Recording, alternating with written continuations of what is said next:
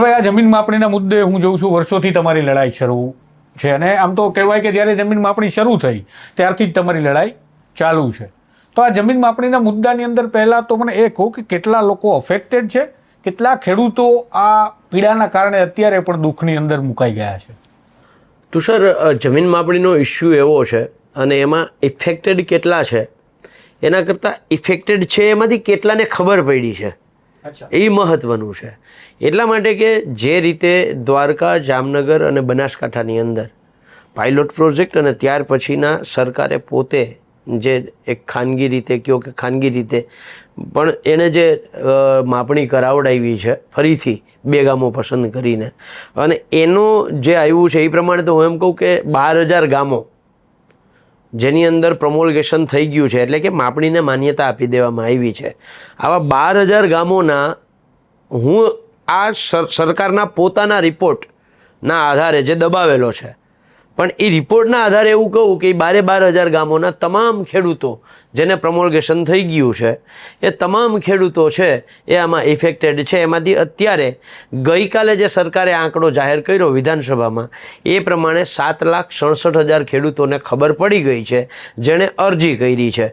પણ હું આપના સ્વમાનના માધ્યમથી ખેડૂતોને એક માહિતી આપવા માગું છું કે તમે 7/12 જે કઢાવો એ 7/12ની અંદર જમણા ખૂણે અહીંયા તમારા ખેતરનો જો નકશો આવતો હોય તો માનવાનું કે તમારા ગામમાં પ્રમોલ્ગેશન થઈ ગયું છે, એટલે કે આ ભૂલ ભરેલી જમીન માપણી છે એને સરકારે માન્યતા આપી દીધી છે. જો અહીંયા નકશો આવતો હોય તો તમે 100% ઇફેક્ટેડ છો અને છો.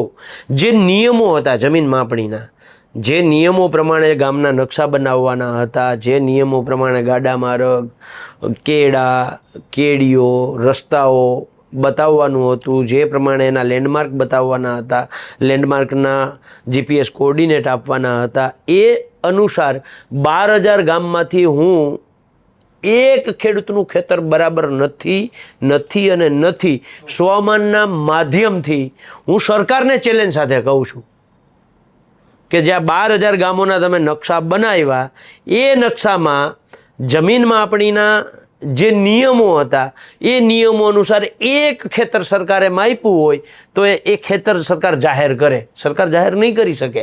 આ પહેલી વખત હું ચેલેન્જ નથી દેતો, 2014થી સરકારને ચેલેન્જ કરતો આવું છું. અને આશ્ચર્ય તમને ત્યારે થશે કે આ મારી વાતનું સરકારે અત્યાર સુધીમાં ખંડન પણ નથી કર્યું કે આ ખોટું બોલે છે. એનો અર્થ એવો કે હું સાચું કહું છું. જો હું ખોટું ગેરમાર્ગે દોરતો હોઉં ખેડૂતોને ક્યાંક એવું હોય તો સરકારે મારી ઉપર કેસ કરવો જોઈએ ને. સરકારે મારી સામે કાયદેસરના પગલાં લેવા જોઈએ.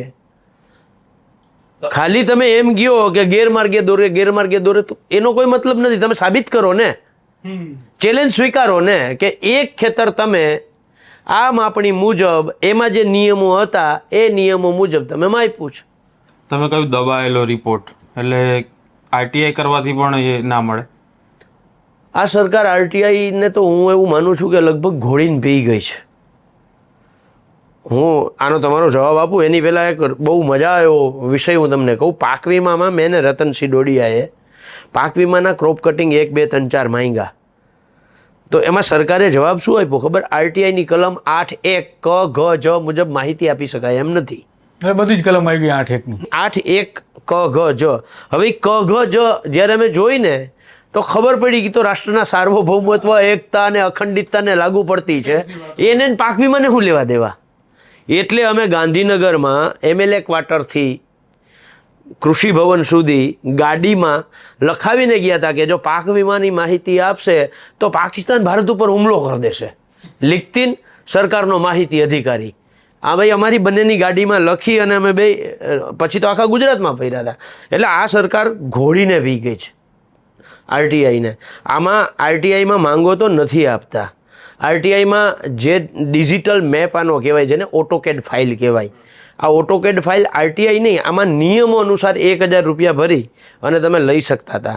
જો ઓટોકેડ ફાઇલ મળે તો શું થાય? તમે ખેડૂતને એ ઓટોકેડ ફાઇલથી ગૂગલ મેપની સાથે સરકારે જે માપણી કરીને નકશો બનાવ્યો છે એને તમે જોડી ગૂગલ મેપ હારે જોડી અને લોકોને કહી શકો કે આ અહીંયા તમારો કૂવો છે, અહીંયા બોર છે, અહીંયા મકાન છે, અહીંયા તમારો હેઢો છે, તો એમ કહે હા તાક તો હવે સરકારે હેઢો અહીંયા કરી દીધો છે. એમાં ઓટોકેડ ફાઇલમાં એ જોગવાઈ છે કે તમે એને માપીને દેખાડી શકો કે એટલા ફૂટ કે એટલા મીટર તમારો હેઢો દૂર જતો રહ્યો છે. આ અભિયાન ખરેખર સરકારે ચલાવવું જોઈતું હતું કે ભૂલ કેવી થઈ છે. એ અભિયાન મેને ગિરધરભાઈ વાઘેલાએ જામનગર, દ્વારકા, રાજકોટ, પોરબંદર, બનાસકાંઠાના પણ 2-3 ગામો બરાબર છે. અમે આ જ્યાંથી અમને ઓટોકેડ ફાઇલ મળી એટલે અમે આ અભિયાન ચલાવ્યું.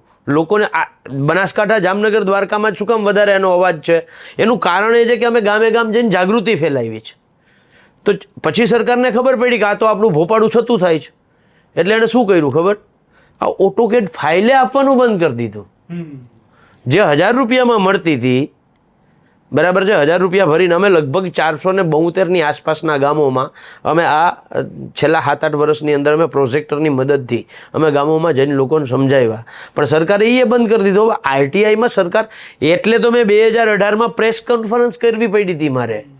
2018માં રાજકોટમાં પ્રેસ કોન્ફરન્સ કરીને મેં સરકારને ચેલેન્જ કરી હતી કે અમે જેટલા રેકર્ડ માગીએ છીએ આ જમીન માપણીના એટલા રેકર્ડ આપો તો આખા ગુજરાતનું, ખેડૂતોનું જ નહીં, આખા ગુજરાતનું દેવું માફ થઈ જાય ને એટલી સરકારી જગ્યાઓ કોઈ ખાનગી માલિકીના નામે એના માલિક થઈ ગયા છે બરાબર છે. એ અમે બહાર લઈ આવીને તમને કહીએ કેટલી કિંમતની જમીન આખા ગુજરાતનું દેવું માફ થઈ જાય એટલી.